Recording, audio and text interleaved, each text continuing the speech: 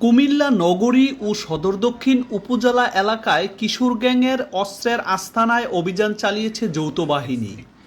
অভিযানে মূল অস্ত্র সরবরাহকারী সহ মোট ৯ জন অপরাধীকে আটক করা হয় এবং বিপুল পরিমাণ অস্ত্র, গুলি, মাদক ও অবৈধ সামগ্রী উদ্ধার করা হয়েছে।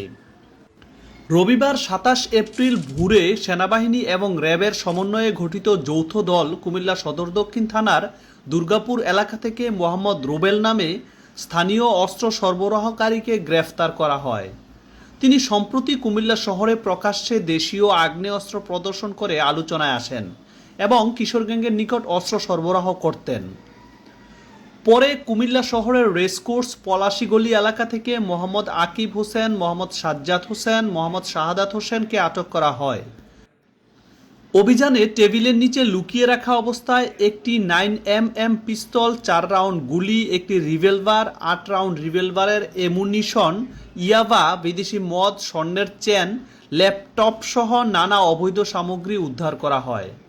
আটককৃত ব্যক্তিদের তথ্যমতে কিশোর গ্যাংয়ের আরও 4 সদস্য মোহাম্মদ সাইফুল ইসলাম, মোহাম্মদ ইমরান হোসেন রতন, মোহাম্মদ মুজাহিদ, মোহাম্মদ রফিউল আলম শফিকে বিভিন্ন স্থানে অভিযান চালিয়ে আটক করা হয়।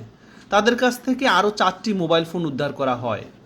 অভিযান চলাকালে হুমায়ুন কবির নামে একজন অপরাধীকে আটক করা হয়, যিনি এই চক্রের সাথে সংশ্লিষ্টতা আছে বলে সন্দেহ প্রকাশ করা হচ্ছে।